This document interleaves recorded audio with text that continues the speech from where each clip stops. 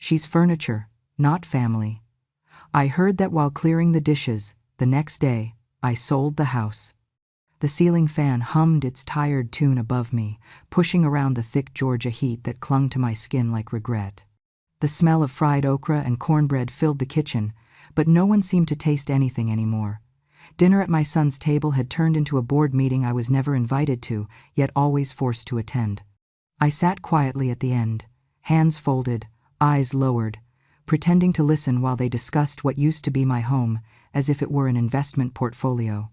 Evan, my son, was speaking fast, tapping his phone, his tie loosened like a man who thought too much and cared too little. Clara, my daughter-in-law, kept swirling her wine glass, every turn cutting through my nerves like a blade. They spoke about refinancing, about rates, about liquidating dead assets. Then she said it. She's furniture, not family. Her voice didn't shake. She laughed as if she'd told a joke, brushing a strand of blonde hair behind her ear, like she'd brushed away something unimportant. Evan chuckled too, not even glancing at me. Yeah, he added, she came with the house. The words didn't land like an insult. They landed like a verdict. I looked at the reflection in the glass cabinet, an old woman in a faded blue dress, hair pinned tight, hands steady but useless. I stared at her until my pulse steadied. If they thought I was furniture, then I'd learn how long it takes before furniture moves on its own. It's strange, the quiet that follows cruelty. You don't cry right away. You just go still. You begin to listen differently to the tick of the wall clock, to the hum of the refrigerator, to the way silence sounds when respect has left a room. I realized at that moment I wasn't living with my family. I was occupying space they believed already belonged to them. If you feel justice deserves celebration, smash that hype button. Let us keep stories like this alive, echoing far, far away. Your support helps us bring understanding and love to those who deserve it. Thank you so much. Keep listening. I excused myself quietly after dinner. No one noticed. They were already on their phones, already planning tomorrow's greed. The hallway lights flickered slightly as I walked toward my bedroom. I could still hear Clara's laugh echoing behind me, brittle and proud.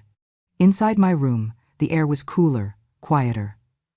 On the dresser sat a photograph of my husband, Henry. He'd been gone 12 years. The frame was scratched, but the glass was clean. His smile was still patient, still kind. I touched the edge of it and whispered, "You built this house with your hands, Henry. You said it would last. And it has." I went to the old cedar wardrobe he had built the summer before he died. Its hinges creaked softly as if it remembered him too. Inside, behind folded linens and a shoebox of letters, was a small metal key. I took it to the safe beneath the bed, spun the combination like muscle memory. The door opened with a dull click. The deed was still there, yellowed, crisp around the edges, but my name clear as daylight. Nora Beckett, not Evan, not Clara, mine. I ran my fingers along the ink, tracing each letter like a prayer. I felt the weight of it, not in paper, but in what it meant. Furniture doesn't own property. I do. I sat on the edge of the bed, listening to the faint sounds of their laughter drifting down the hallway. It didn't hurt the way it used to. It burned quieter, deeper, steadier. My heart wasn't breaking anymore. It was recording. Every smirk, every careless word, every time they looked through me instead of at me, it was all being stored somewhere safe. People forget that silence is a ledger too, and mine was starting to balance itself. I remembered when Evan was a boy, how he'd fall asleep with his head on my lap, murmuring numbers while I helped him with algebra. He used to say, "Mom, I'll buy you a big house one day." I didn't tell him then that he was already living in the one I'd paid for with 30 years of teaching. Children forget that. Time makes them believe they built the walls they were merely raised inside. Somewhere deep down, a calm thought took root. I had something stronger: patience, knowledge, ownership. I placed the deed back in its envelope, locked it in the safe, and slid it under a loose floorboard. Then I poured myself a glass of water and looked out the window. The magnolia tree outside was blooming despite the heat, heavy with white petals that smelled of old summers and forgotten promises. They thought I was a piece of furniture, useful until inconvenient, familiar until burdensome. But even furniture can bear witness. Even wood remembers every nail that hurt it. One day soon, I thought, this house will remember too. And when it does, it won't be my silence that creaks first. That night I turned off the light, not out of exhaustion but out of intention. I had seen their faces clearly now under the kitchen lamp, had memorized their laughter, the curl of Clara's lip when she spoke. Tomorrow, I'd begin to move quietly. The next morning, I woke up to the sound of Evan's voice on the phone, clipped, restless, pacing the hallway. I didn't mean to listen, but walls in old houses don't keep secrets well. His tone was sharp, defensive, the way people sound when they've run out of excuses. "I told you, I'll have the funds soon," he hissed. "Just give me another week. The property will clear once the refinance is approved." Then silence, followed by the sound of him sighing long, heavy, defeated. Later, at breakfast, he smiled too brightly, poured Clara her coffee, and tried to act as though nothing was wrong. But I'd been a teacher for 40 years. I could read tension like handwriting. Clara, sitting across from him, wore her confidence like perfume, loud and deliberate. "You need to fix this, Evan," she said, not bothering to lower her voice even though I was sitting 2 feet away. "I didn't marry debt. If we sell this place, we can cover the losses, start fresh, and finally move somewhere that doesn't smell like dust and regret." Evan's jaw clenched. "It's not that simple, Clara," she scoffed, setting her mug down too hard. "Of course it is. She'll sign whatever you tell her to. Just say it's for taxes." She didn't even glance my way. Maybe she assumed my hearing had gone with my youth. But I heard every syllable. The way she said "she" instead of "your mother." The way Evan didn't correct her. I folded my napkin slowly, careful not to show a flicker of emotion. When I stood to clear the dishes, I heard him mutter, "She's old, Clara. She won't even notice the paperwork. It's just a formality." Clara laughed, that same brittle sound from the night before. "Then it's settled. We'll get the appraisal next week." I kept my back to them, rinsing plates beneath the steady hiss of running water. My voice in my head was calm, measured, the way it used to be when I solved difficult equations on the chalkboard. "They're calculating debt," I thought. They forgot I taught numbers that never lie. I spent the rest of the day pretending to be smaller than I was. I let them think I had drifted into some fog of harmless aging. They spoke around me, not to me, and that invisibility was my advantage. People expose themselves most when they believe you've disappeared. That evening, after the house went quiet, I sat on my bed and opened an old drawer filled with things Henry had left behind, receipts, sketches, and his weathered leather notebook. Inside, the pages smelled faintly of cedar and thyme. He had written everything in neat, blocky handwriting, each line a small act of control in a world that never stopped slipping away from him. Halfway through, I found what I didn't know I was looking for, a page with the name June Harland and a number scrawled beside it. I remembered her then, the quiet girl from my last years of teaching, the one who always stayed behind after class to ask about mortgage math, compound interest, and how people lose their homes. Her mother had lost theirs after her father gambled away their savings. I'd helped her get a scholarship, and she used to send me Christmas cards until she stopped, probably thinking I'd grown too old to remember. But I did. I remembered every child who carried too much shame in their eyes. I stared at that number for a long while. The ink had faded, but the intent hadn't.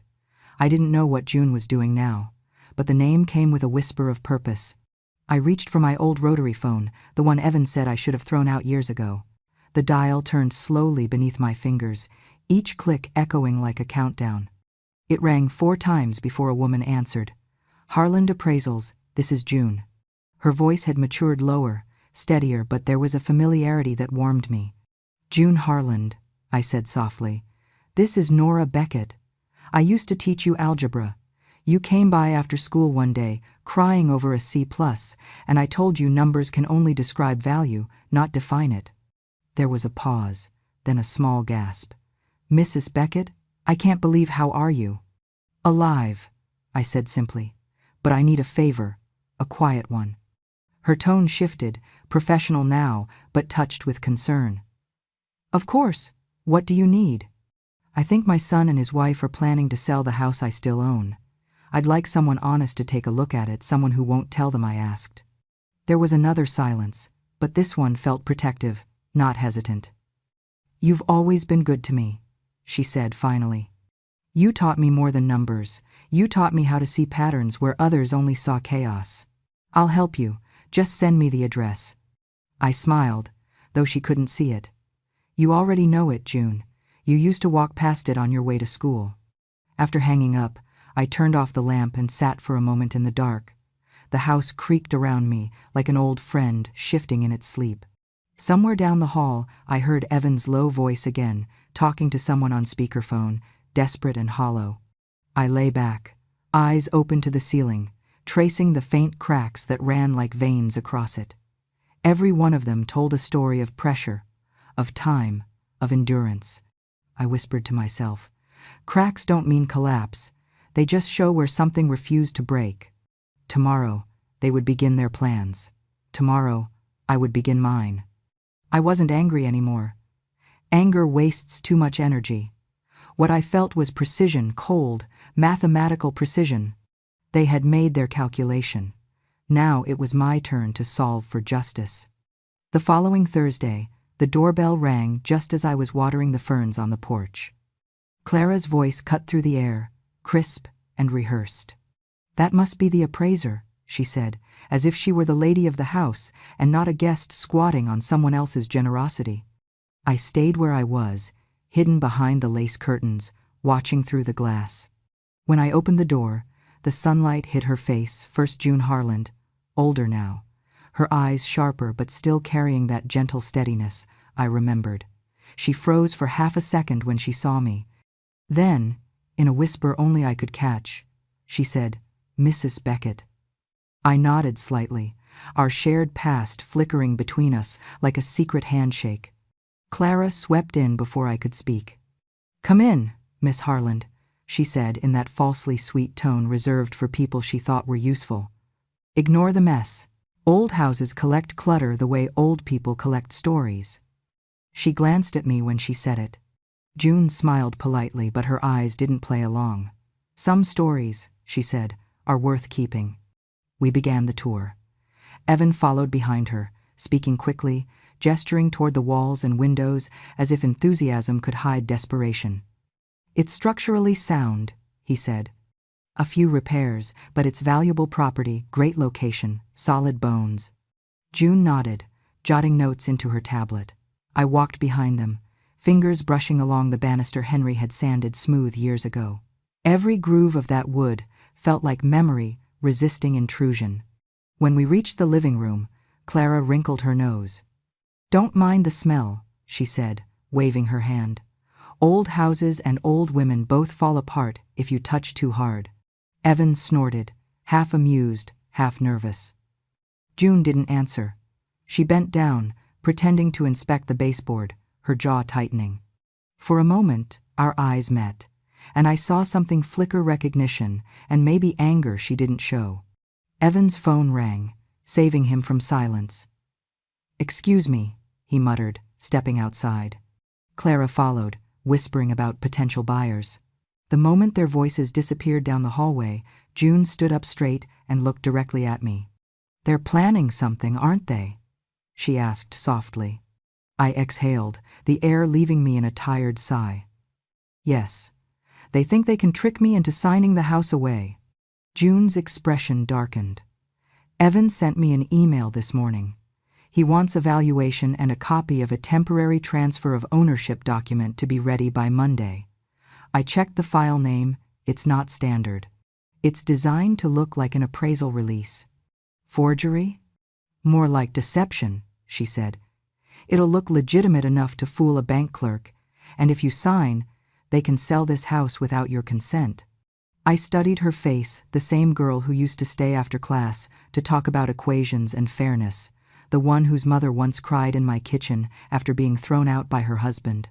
Back then, I gave them the spare room for a month, taught June how to calculate mortgage interest so her mother wouldn't be cheated again. "Do you still remember what I told you about math?" I asked. She smiled faintly. "That numbers don't lie, but people do." "Good, because I need your numbers to tell a truth they can't erase." June nodded, lowering her voice. "I owe you one, Mrs. Beckett. Let's make it count." I felt a warmth I hadn't known in years, something beyond anger, something like quiet solidarity. In a world that dismissed both of us at different times, we were suddenly equals again. Not teacher and student, but women who had learned how to survive deceit. We heard footsteps returning. June quickly bent back down, scribbling fake notes, her face neutral again. Evan reappeared, smiling too wide. "Everything looking good?" he asked. June straightened, her professionalism back in place. "Quite. It's a beautiful home. These walls hold a lot of history." Clara laughed. "More like ghosts." June met her eyes. "Ghosts remember, Mrs. Beckett. They always do." When they left, I walked her out to her car. Before opening the door, she turned to me. "Give me a few days. I'll get proof of what they're trying to do. You'll have every document." I nodded. "Be careful. They think everyone is for sale." She smiled without humor. "Then they've forgotten who taught me my worth." As her car pulled away, I watched the reflection of the house in the rear window fade into distance. The air was heavy, but not suffocating anymore. Somewhere in that humidity, I felt movement small, deliberate, like the first tick of a clock that's been still too long. For the first time in months, the walls around me didn't feel like witnesses. They felt like allies. The house had started to listen, and soon it would speak. June called me 2 days later. Her voice was low but certain, the way people speak when they've found both truth and danger in the same breath. "Mrs. Beckett," she said. I looked into the zoning records. "Your house sits inside the historic district boundary. That means if you file for preservation status, no sale or mortgage can proceed without your written, living consent. It locks everything in place legally." I sat in the kitchen, the ceiling fan stirring slow circles above me. "And if I do that," I asked, "what happens to their little plan?" "It freezes it," she said. "They can't touch it until you're gone, which, judging by your voice, won't be any time soon."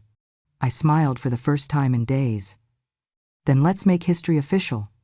That afternoon, I drove downtown to meet Mr. Pike, Henry's oldest friend, the man who'd helped us buy this very home 40 years ago. He was retired now, but still practiced enough to see through deceit like smoke. His office smelled of paper and pine polish, everything neat and deliberate, like him. When he saw me, his brows lifted. "Nora Beckett," he said, "I haven't seen you since Henry's memorial." "Life hasn't gotten less complicated," I said. He gestured for me to sit. "Tell me." I laid it out plain: Evan's debts, Clara's greed, the forged papers, the insult of being called furniture in my own house. He didn't interrupt once. When I finished, he leaned back and steepled his fingers.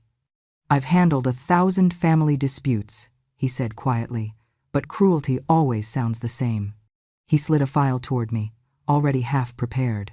"This is an application for historic preservation status. If you sign and file this, the property becomes untouchable while you're alive. No bank can refinance it. No buyer can close a sale.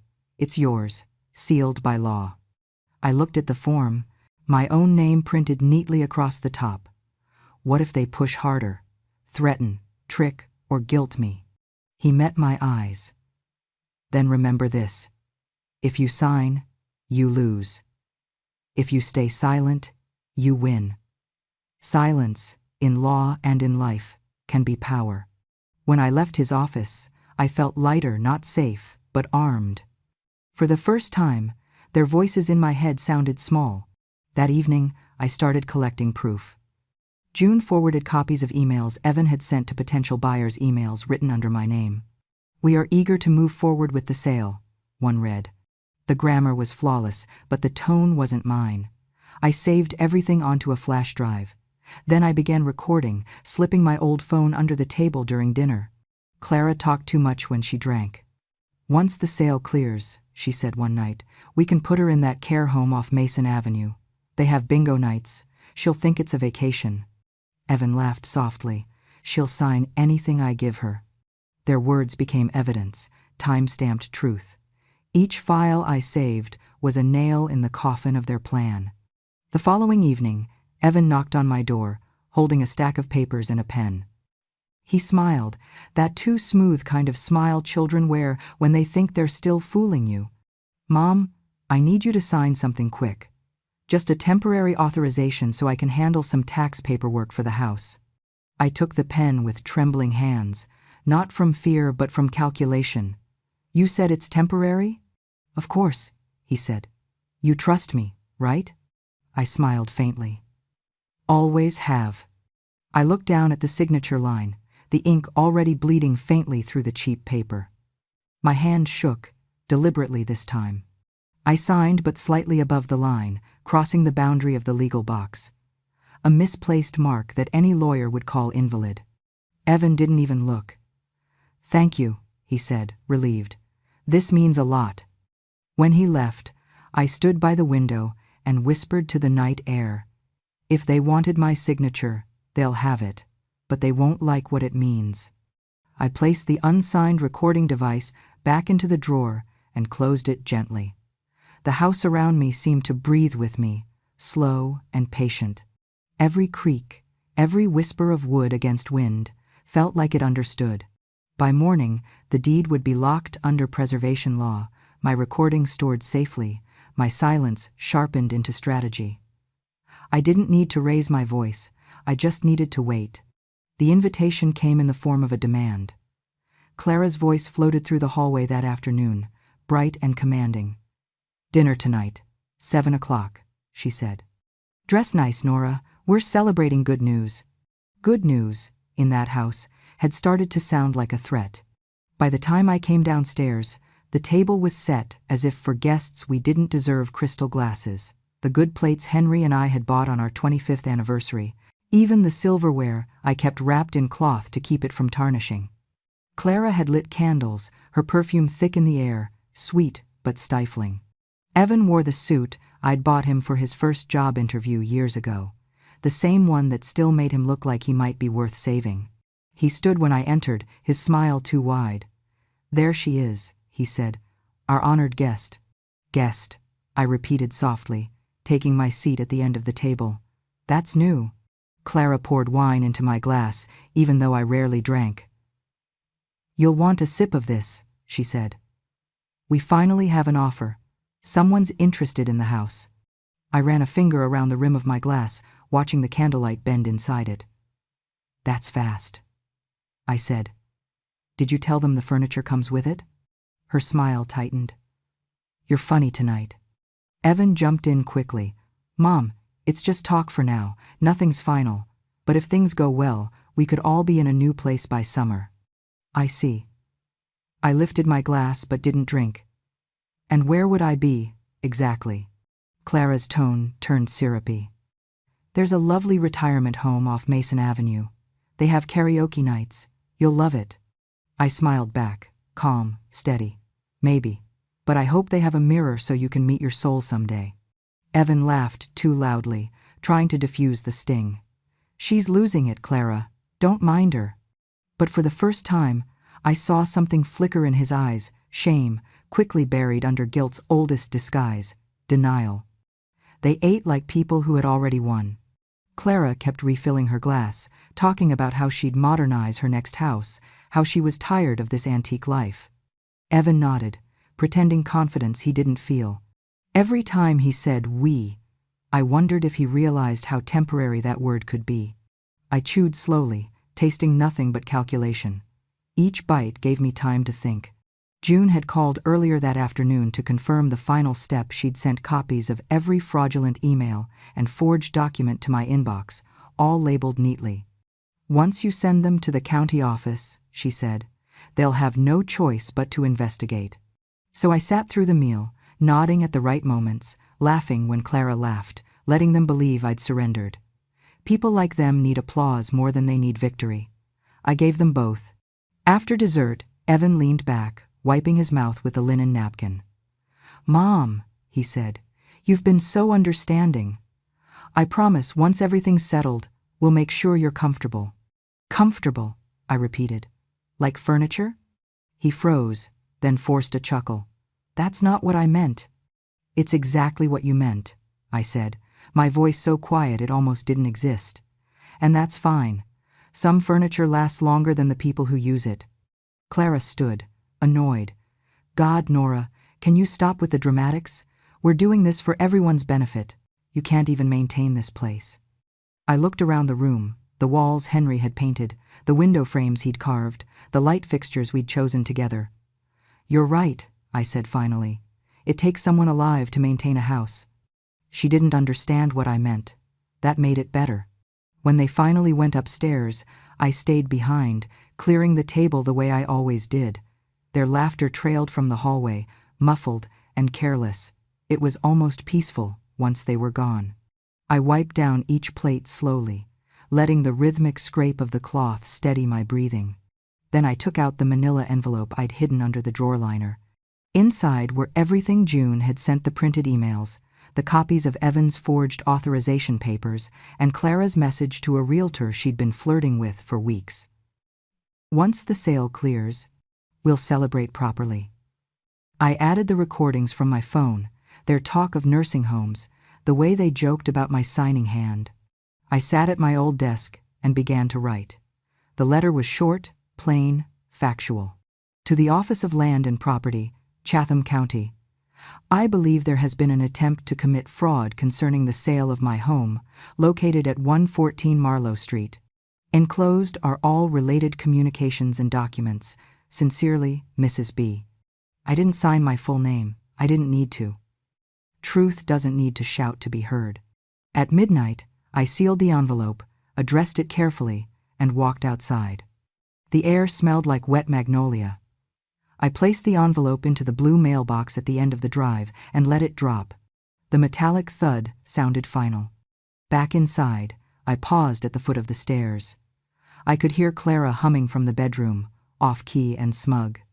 Evan said something low and tired, and she laughed again, that awful laugh that had once made me flinch, but now only proved how little she understood. I turned off the hallway light and whispered, "Let's see what the real appraisal says." The night pressed close around me, soft and heavy. The house groaned in the quiet, as if it knew it had waited long enough. Soon, the truth would move through its walls the way air finds a crack, slow, invisible, unstoppable. They thought I'd given up. I'd simply given them rope. The letter came 3 mornings later, heavy with government ink and consequence. Evan was the one who found it first, tucked among bills and credit statements. I heard the envelope tear from the kitchen where I was making tea. The silence that followed was sharp enough to slice through the air. "What the hell is this?" he muttered. The chair scraped against the tile as he stood. Clara, still in her robe, leaned against the counter with a smirk. "Another overdue notice?" He didn't answer. I watched his hands tremble as he read. The color drained from his face, leaving him gray and small. "It's from the Chatham County Office of Land and Property," he said finally, voice brittle. They've frozen the house." Clara frowned. "Frozen? What do you mean frozen?" He read aloud, stumbling over the words. "Effective immediately, due to allegations of elder coercion and fraudulent authorization, the property at 114 Marlowe Street is under investigation. All transactions are suspended pending review." The kettle screamed before I did. I turned it off, calm as still water. "Elder coercion," Clara repeated, laughing nervously. "That's ridiculous. Who would even—" She stopped, eyes darting toward me. "You." I set the kettle down. "Me? I'm just furniture, remember?" Her mouth opened, then shut. Evan's voice rose, desperate now. "Mom, you don't understand. This will ruin everything. The bank will cancel the loan, and they'll come after us for the debt." I stirred my tea. "Then I suggest you start practicing humility. You'll need it where you're going." Before either of them could speak, a car door slammed outside, then another. The sound of boots on gravel. Clara moved to the window, and I saw her face collapse in real time. "Evan, it's the police." He ran to the front door just as 2 officers stepped inside, badges glinting. Behind them came a man in a gray suit, Mr. Pike, his expression carved from marble. One of the officers spoke firmly. "We have a warrant to search the premises in connection with a complaint of elder financial coercion and document falsification." Evan stammered. "This is insane. We didn't." Mr. Pike interrupted. "Evan Beckett, your emails and phone records tell a different story." He handed over a file. "We have correspondence between you and several real estate agents, along with a forged signature from your mother on an authorization document dated last week." Clara's voice cracked. "That's not possible. She signed it herself." Mr. Pike turned to her, eyes cold. "And then there's you, Mrs. Beckett Jr. Text messages to your business partner, Mr. Rollins. She won't last long anyway. We'll close the sale once she's gone." He held up a printed screenshot. "Would you like to read it out loud?" Clara went pale, stumbling backward until she hit the counter. They began to collect papers and devices. Evan's protests grew weaker with each passing minute. "Mom," he said finally, turning to me, voice breaking. "I was desperate. I just needed to fix things." I looked at him the way a teacher looks at a student who's failed the same test too many times. "Desperation doesn't erase cruelty, Evan. You didn't lose control, you made a choice." He sank into the chair, face in his hands. "You've ruined me." "No," I said quietly. "You ruined yourself the moment you decided I was expendable." One of the officers approached. "Ma'am, we'll need to verify a few details with you. You're safe to stay in the residence during the process." I nodded. "Take your time. The truth has been waiting long enough." They moved methodically, checking drawers, photographing documents. Every click of the camera felt like punctuation at the end of a long, silent sentence. Clara began to cry, real tears this time, but they looked wrong on her too late, too performative. When she saw me watching, she whispered, "You've been planning this, all this time." I sipped my tea, still warm. Planning?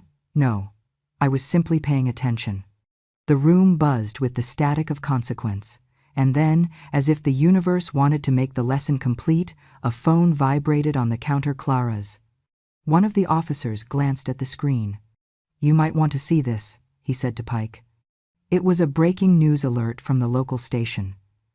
The headline read, "Real Estate Investors Affair with Developer Exposed in Loan Scandal." The photo beneath it showed Clara and a man I didn't recognize, holding hands at a restaurant table. Evan saw it too. His face went slack, then crumpled. "You," he said, his voice hollow. "You were sleeping with him?" Clara didn't answer. Her silence was an admission. He laughed, once bitter, short. "You used me. You both did." The officer stepped between them. "That's enough." I stood quietly, watching my son's world fold in on itself. It didn't feel like triumph, not exactly. More like symmetry. The kind life writes when it's finally tired of imbalance. When they read them their rights, Evan didn't fight. He let the handcuffs close around his wrists as if they were bracelets he'd earned. Clara screamed, twisted, begged. Her voice filled the house the way her laughter once had, shrill, hollow, unforgettable. As they led them toward the door, I spoke one last time. "You tried to sell the house," I said, my tone calm, deliberate. "Now the law will appraise you." The officers paused for a moment, unsure if they'd heard right, but Mr. Pike smiled faintly. He understood. When the cars pulled away, the dust hung in the air like a ghost refusing to leave. The street fell silent again. I closed the front door, leaned against it, and exhaled for what felt like the first time in years. The house was mine again, not because a paper said so, but because the air inside it no longer smelled like deceit. Later that night, I sat on the porch with a cup of tea, the magnolia tree swaying softly in the wind. June called. "It's done," she said simply. "Yes," I answered. "It's done." There was a pause. "How do you feel?" I thought about it. Not happy. Not sad. Just clean. Like something heavy finally fell off the shelf, I said, and didn't break. From the street, the blue lights faded into distance. The world went quiet, except for the hum of the cicadas. The house creaked once, settling into its foundations, as if acknowledging the end. Justice doesn't shout. It arrives like dawn, slow, certain, and impossible to stop. The trial didn't take long. The evidence was too clean, too complete. My recordings, the forged documents, the emails, they left no room for sympathy. The judge read the sentence in a flat, practiced tone, as though he were announcing the weather. Evan Beckett, 4 years in state prison for financial fraud and elder coercion. Clara Beckett, 2 years probation, community service, and a fine. Her sentence came with a note from the judge about moral failure, a phrase that fit her better than any number could. The courtroom emptied quickly after the verdict. Evan looked smaller than I remembered, his shoulders rounded, his hands cuffed in front of him. He turned once, before they led him away. "Mom," he whispered, "I never meant for it to go this far." I met his eyes and nodded. "I know," I said quietly. "You just never meant to stop." Clara didn't speak to me at all. She kept her chin up, her lipstick perfect, but the cameras waiting outside the courthouse caught her blinking back tears. By the end of the week, every local news site had printed her photo next to the headline, "Teacher outsmarts son and daughter in law and property fraud scandal." The comments beneath were merciless. The neighborhood took longer to settle. People have a strange way of mixing pity with gossip. At the grocery store, a woman I'd known for 30 years touched my arm and said, "You poor thing." None of us knew. Another whispered just loud enough for me to hear, "If only they'd remembered who built that house." It didn't bother me. The noise of pity is just softer judgment wearing perfume. A month later, the local paper ran a column titled, "The House That Stood Its Ground." It called me a quiet symbol of resilience and the rights of the elderly. I didn't feel like a symbol. I felt like someone who'd finally stopped being erased. The house was still mine, legally and wholly, but every creak of its floorboards carried ghosts I didn't want anymore. I walked through each room one last time, touching the walls the way one touches an old photograph before letting it go. The living room smelled faintly of lemon polish and endings. When the real estate agent asked if I was sure about selling, I told her, "A home isn't sacred when the heart's inside rot. Let someone else fill it with kindness." She looked startled, then nodded. "It's a beautiful property," she said softly. "I sold it for less than it was worth. People thought I was being sentimental. They were wrong. I just wanted clean hands, not profit. With the money, I bought a small cottage on the edge of town, where the noise fades into crickets and the air smells like lavender. The day I moved in, I planted 3 rows of it by the fence. June came by with a pot of tea and a small wooden plaque that read, "Peace resides here." "You'll like it," she said. "No one here calls anyone furniture." We laughed an easy, real laugh, not the brittle kind that fills a tense room. For the first time in years, the sound didn't echo off regret. It stayed where it belonged. The cottage was simple, 2 rooms, wide windows, a porch big enough for silence to sit beside me. At night, I wrote in a new notebook, the pages blank and patient. I didn't write about revenge or regret. I wrote about math again, and how even after everything, the equation still balanced. Sometimes, I thought about Evan not as the man he became, but as the boy who once fell asleep over fractions at the kitchen table. Prison would change him. Maybe it would also carve something honest out of him again. As for Clara, the last I heard, she'd moved away. I hoped she'd find a place without mirrors. Healing doesn't mean forgetting. It means remembering without bleeding. When the lavender bloomed for the first time, I sat on the porch with my tea and watched the sun fold itself into the horizon. The scent carried through the open window, soft and forgiving. The house I left behind was just timber and memory now, but this little place, it breathed differently. Here, I didn't feel owned by the past. I felt rebuilt. A year slipped by, like a page turning itself. Seasons came and went without permission, and I let them. The lavender grew taller than the fence now, its scent stretching through my open windows like memory softened by time. The cottage had learned my rhythm. The whistle of the kettle at dawn, the slow creak of the rocking chair in the afternoon, the hush of paper as I wrote letters to June.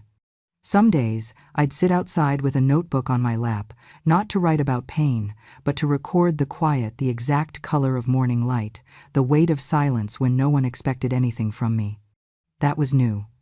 Freedom doesn't always come with noise. Sometimes it arrives as peace you didn't know you were allowed to feel. June still visited once a month, bringing lemon muffins and stories from her appraisal work. She'd grown into the kind of woman I always knew she would be: sharp, kind, unshakable. The world had tried to make her small too, but she'd learned the same lesson I had. There's power in staying calm when everyone else is shouting. One afternoon, she handed me a bundle of mail, smiling. "You've become a bit of a celebrity, you know. People write to you now." I laughed. They must be bored. But that night, after she left, I opened the letters anyway. Most were from strangers: thank yous, confessions, small stories of betrayal and survival. One caught my eye. Shaky handwriting, blue ink on lined paper.